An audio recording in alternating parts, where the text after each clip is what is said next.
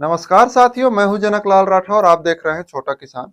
साथियों, हम आज चर्चा करने वाले हैं जैविक बैक्टीरिया के बारे में। जैविक बैक्टीरिया के बारे में हमने कई वीडियो बना चुका है। एनपीके के लिए मतलब कि नाइट्रोजन के लिए जो भी आप राइजोबियम डालते हैं, जोटोबैक्टर डालते हैं, एजोस्पाइरिलियम डालते हैं और इनके अलावा फास्फोरस के लिए आप पीएसबी कल्चर डालते हैं, पोटास के लिए केएमबी कल्चर या केएसबी कल्चर डालते हैं। अगर इन सब कल्चर का एक ही कॉम्बिनेशन आए, जैसे आप अगर मार्केट पर जाते हैं तो आप बोलते हैं सर हमको यह बैक्टीरिया दे दीजिए, यह बैक्टीरिया दे दीजिए, यह बैक्टीरिया दे दीजिए।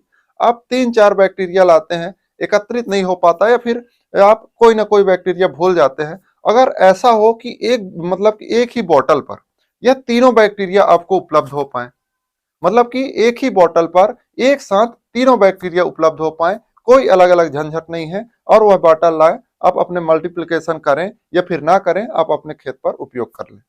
तो यह एक खाद है। अगर हम बताना चाहें तो वह है एनपीके कंसोर्टिया। कंसोर्टिया बहुत ही अच्छा खाद है। अगर इसका अब बैक्टीरिया के रूप में अगर अब इसका उपयोग कर रहे हैं तो बहुत ही अच्छा रिजल्ट देखने को मिलता है। आपको यह पता होगा कि जो भी हम रासायनिक खाद लाते हैं, जो भी रासायनिक खाद, चाहे नाइट्रोजन के लिए यूरिया हो, फास्फोरस के लिए आपका डीएपी हो, पोटास के लिए आपका एमओपी हो, एसओपी हो, सल्फर हो, जिंक हो, जो भी हो आप लाते हैं तो इसका 100% पौधा उपयोग नहीं कर पाते। खास करके डीएपी और एमओपी मतलब कि फास्फोरस और पोटास, ये दो खाद ऐसे हैं जो जमीन पर मोबिलाइजिंग फॉर्म पर नहीं होते। मतलब कि एक तरह से अगर मैं बोलूं तो अगर आप जहां पर खाद पड़ रहा है, मान लीजिए हमारा धरातल है, सरफेस है, यहाँ हमारा खाद गया तो इसके लगभग लगभग 1 से 1.5 सेंटीमीटर आसपास तक ही आपका खाद फैलेगा। अब यह आप यकीन मानिए कि आपने खाद दिया है तो जो खाद नीचे चला गया या जो खाद ऊपर ही रह गया, उस खाद को पौधा नहीं पाएगा, क्योंकि आपके जड़ जड़ को यह पता तो नहीं है कि यहाँ खाद है तो मैं यहाँ भागूं। जड़ अपने एरिया पर फिक्स बढ़ते रहेगा निरंतर। खाद उसके मार्ग पर आया तो ले लिया, नहीं तो खाद पड़ा का पड़ा रह गया। तो इस प्रकार से खाद का उपयोग हुआ। तो खाद की उपयोगिता बढ़ाने के लिए आपको जैविक बैक्टीरिया की आवश्यकता पड़ती है। यह बैक्टीरिया पूरे जमीन पर फैले रहते हैं, और जो भी आपका पोषक तत्व है उनको टारगेट करके, उनको खा करके उस फार्म पर उपलब्ध करवा देते हैं पौधों को प्राप्त हो जाती है, जो पौधे अच्छे से विकास कर पाते हैं। अब आपको बैक्टीरिया की आवश्यकता है। बैक्टीरिया कैसे लाएं, कैसे उपयोग करना है, कैसे डालना है, वह प्रोसेस भी हम इसमें चर्चा कर लेते हैं। जो कंसोर्टिया हमने बताया, यह क्या है, इसमें तीनों बैक्टीरिया कॉम्बिनेशन है।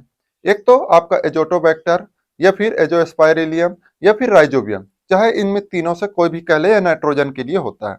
इसके बाद आपका होता है फास्फोरस के लिए पीएसबी कल्चर, तो इसमें भी है।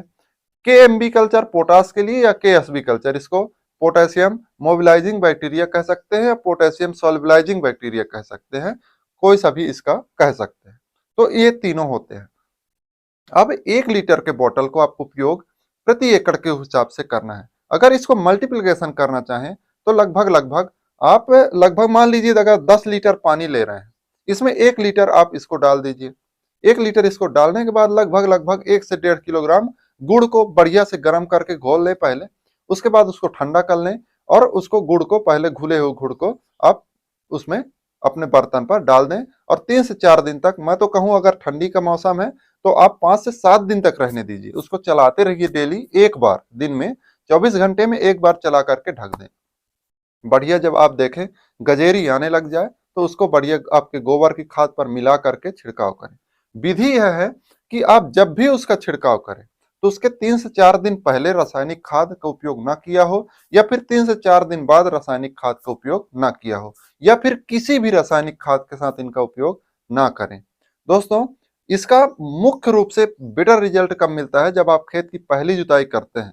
पहली जुताई, उससे पहले आपको इसको डाल करके गोबर के खाद के साथ और जुताई करके नमी बरकरार रखना है, जिससे ये जितने भी बैक्टीरिया है पूरे खेत पर फैल करके अपनी संख्या बढ़ा लें। इसके बाद जब आप 1 हफ्ते बाद, 10 दिन बाद बुआई करेंगे, बहुत ही अच्छा आपको रिजल्ट देखने को मिलेगा। दोस्तों, यही जानकारी थी कि आपको इसका उपयोग कैसे करना है, या फिर तीनों जो बैक्टीरिया है एक साथ आपको कैसे उपलब्ध हो पाएंगे, और कैसे उपलब्ध होने के बाद उनको कैसे उपयोग करना है। इसका हम बीज उपचार भी कर सकते हैं इससे, जड़ उपचार भी कर सकते हैं इससे, और इसका हम भूमि उपचार का तो हमने बता ही दिया। तो दोस्तों, आपको यह जानकारी कैसी लगी कमेंट बॉक्स पर जरूर बताएं। अच्छी लगी हो तो लाइक करें, शेयर करें, और वीडियो पर नए हो तो चैनल को सब्सक्राइब जरूर करें। एक बात और, अगर आपको अधिक जानकारी है तो कमेंट जरूर करें, जिससे अन्य किसान भाई जो हमारी वीडियो देखते हैं वह आपका कमेंट पढ़ करके आपसे भी जानकारी प्राप्त कर सकें। वीडियो को अंत तक देखने के लिए बहुत बहुत धन्यवाद आपका। मिलते हैं अगली वीडियो में नई जानकारी, तब तक के लिए जय हिंद, जय भारत, जय किसान।